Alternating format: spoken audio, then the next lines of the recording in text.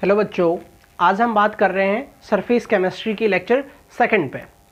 अब हम बात करते हैं एडजॉर्प्शन और एब्जॉर्प्शन। जैसा कि हमने लास्ट लेक्चर में पढ़ा, एडजॉर्प्शन क्या था? हमारा एक सरफेस फिनोमेना था। अब हम पढ़ेंगे एब्जॉर्प्शन। एब्जॉर्प्शन में बी आ रहा है, ए बी। एब्जॉर्प्शन एक बल्क फिनोमेना है। अब हम एक काम करते हैं, एक डिफरेंस ही इनके बीच में ले लेते हैं, जिससे हमें एडजॉर्प्शन और एब्जॉर्प्शन दोनों ही क्लियर हो जाएंगे और एग्जाम्पल भी हमें क्लियर हो जाएंगे। चलो बात करते हैं एडजॉर्प्शन की।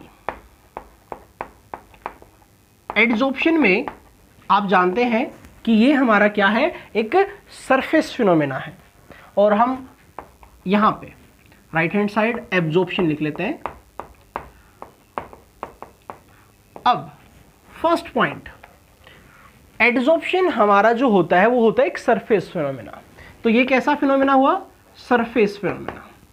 अगर हम बात करें एब्जॉर्प्शन की, तो एब्जॉर्प्शन हमारा क्या है? Bulk phenomena. इसका मतलब ये हुआ, यहां पे रिएक्शन हो रही होगी कहां पे? सरफेस पे। मेनली तो हमें इस पे फोकस करना है, बट हम एक डिफरेंस ले लेते हैं जिससे आपको एब्जॉर्प्शन भी क्लियर हो जाएगा। ये क्या होगा? ये होगा हमारा बल्क फिनोमेना। इसका मतलब यहां पे जो रिएक्शन हो रही होगी वो हो रही होगी बल्क के अंदर, और यहां पे जो रिएक्शन हो रही होगी वो हो रही होगी सरफेस के ऊपर। ओके, ये हुई होगी बल्क में यहां पे अंदर, और ये हुई होगी सरफेस के ऊपर। अब मैं आपको आगे लेके चलता हूं।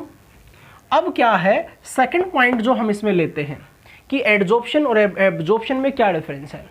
अब एडजॉर्प्शन में क्या होता है, सरफेस पहले क्या होता है? एम्प्टी। जैसे कि अभी मैंने इस बोर्ड पे कुछ नहीं लिखा है, अब मेरी मर्जी मैं यहां लिखूं फ्री है। बट जैसे जैसे ये फिल होता जा रहा है, मेरे लिए प्रॉब्लम हो रही है कि मैं अपने पॉइंट को कहां पे लिखूं। या फिर आप समझ सकते हैं, आपकी क्लास में अभी कोई स्टूडेंट नहीं पहुंचा है, केवल आप ही आए हैं। आपकी मर्जी, आप कहीं पे भी बैठे। नेक्स्ट केस में क्या है, आपकी क्लास फुल हो चुकी है एंड देन आप एंटर करते हैं, तो आपको टाइम लगेगा, सोचना पड़ेगा कि मैं कहां पे बैठूं। इसका मतलब ये हुआ, इसकी जो रेट है, रिएक्शन की जो रेट है, वो इनिशियली क्या होती है? फास्ट, रैपिडली होती है, फास्ट होती है, बट धीरे धीरे वो क्या होने लगती है? डिक्रीज होने लगती है, वो स्लो हो जाती है। बट अगर हम बात करें एब्जॉर्प्शन की, तो वो क्या होती है? वो यूनिफॉर्म होती है, वो उसी रेट से चलती रहती है। ये हमारी क्या हुई? यूनिफॉर्म हुई। ये इनिशियली स्टार्ट तब हमने किया इसको, तो ये क्या थी? फास्ट थी, बट धीरे धीरे क्या हो गई? स्लो। बट ये क्या है? यूनिफॉर्म है। थर्ड पॉइंट की तरफ चलते हैं। थर्ड पॉइंट हमारा है वो क्या है? थर्ड पॉइंट में हम कवर करते हैं, यहां पे जो कंसंट्रेशन होगी वो सरफेस के ऊपर ज्यादा होगी। अगर हम बात करें इसके लिए कि जो आपकी कंसंट्रेशन है वो सरफेस पे क्या है? वो ज्यादा है। ओके, बल्क में नहीं है, सरफेस पे क्या है? ज्यादा है। बट अगर हम इसकी बात करें तो वो क्या रहेगी? वो बल्क में ज्यादा रहेगी और सरफेस पे क्या रहेगी? कम, क्योंकि ये एक बल्क फिनोमेना है, सरफेस फिनोमेना नहीं है। चलो इसके बाद फोर्थ पॉइंट में हम कवर करते हैं कि क्या ये सरफेस पे डिपेंड करती है। अब ये तो पूछने वाली बात ही नहीं है कि सरफेस फिनोमेना है तो सरफेस पे डिपेंड जरूर करेगी। सरफेस जितना ज्यादा होगा, रिएक्शन की रेट उतनी ज्यादा होगी, एडजॉर्प्शन उतना ही ज्यादा होगा। फिर हमसे पूछते हैं क्या एब्जॉर्प्शन एक सरफेस फिनोमेना है? देन हमारा आंसर आएगा नहीं, ये एक सरफेस फिनोमेना नहीं है। इसका मतलब ये सरफेस के ऊपर डिपेंड नहीं करता है। चलो अब जैसा कि मैं यहां पे बता दूं आपको कि अगर आपके पास एक कैटलिस्ट है, आपकी एक्टिव साइट 1 2 3 4 5 6 7 8 है। अगर मैं इसी को फाइनली डिवाइडेड कर लूं, यहां से मैं इसको ब्रेक कर दूं, देन मेरी एक्टिव साइट इंक्रीज हो गई है, यहां पे टोटल 12 हो गई है। आप काउंट करके देख सकते हैं, यहां पे 12 है, यहां पे 8 है। कौन सी रिएक्शन फास्ट होगी? देन मेरा आंसर आएगा ये वाली फास्ट होगी। तो ये एक सरफेस फिनोमेना है, बट ये एक सरफेस फिनोमेना नहीं है। ओके, अब हम आगे बढ़ते हैं और एडजॉर्प्शन एब्जॉर्प्शन के कुछ एग्जाम्पल को हम अच्छे से कवर करते हैं, जिससे हमें और समझ में आएगा कि एडजॉर्प्शन में क्या होता है और एब्जॉर्प्शन में क्या होता है।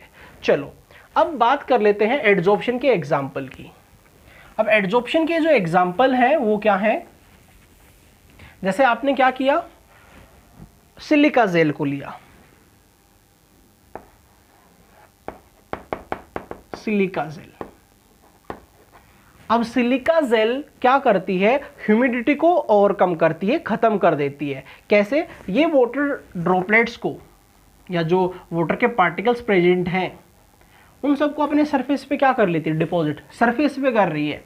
ओके, तो ये एक एग्जांपल हुआ एडजॉर्प्शन का, मींस ये हो गया है एडजोर्बेट, एडजोर्बेट, और ये जो है ये हो गया है एडजोर्बेंट, मींस जो डिपॉजिट हुआ वो एडजोर्बेट, जो डिपॉजिट जिसके ऊपर डिपॉजिट हुआ वो हुआ एडजोर्बेंट।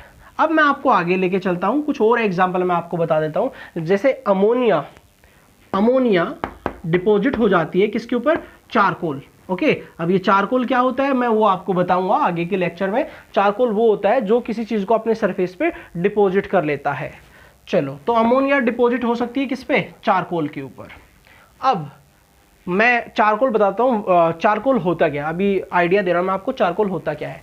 जैसे कि क्या होता है हमारा, हम बात करें केन शुगर, केन शुगर अगर आपने केन जूस देखा हो वो तो हमारा वाइट नहीं है, बट हमारा केन शुगर जो है वो वाइट है।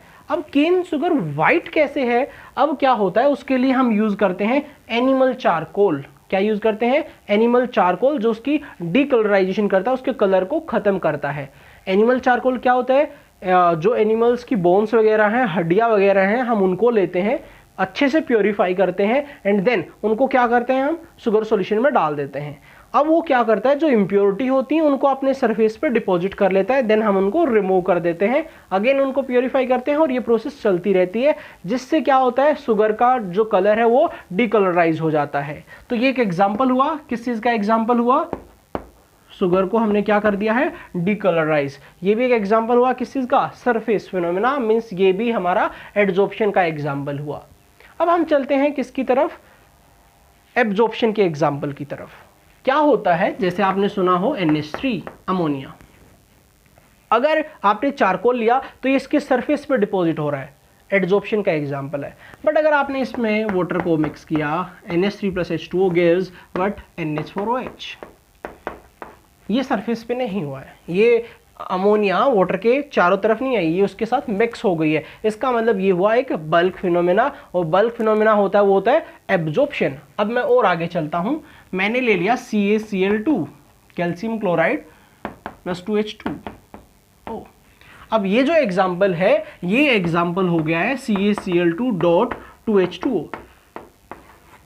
ये भी हमारा क्या है, ये एक बल्क फिनोमेना है जिसमें वाटर के मॉलिक्यूल क्या हो गए, इसमें ट्रैप हो गए। ऐसे ऐसे आपने काफी सोल्ट देखे होंगे जिसमें वाटर के मॉलिक्यूल उसमें ट्रैप हो जाते हैं, लाइक Na2CO3.10H2O, CuSO4.5H2O। उसमें वाटर के जो पार्टिकल्स हैं वो सरफेस पर डिपॉजिट नहीं हुए हैं, वो उस सोल्ट के अंदर क्या हो जाते हैं, ट्रैप हो जाते हैं, जिसको हम क्रिस्टलाइन सोल्ट भी बोल सकते हैं।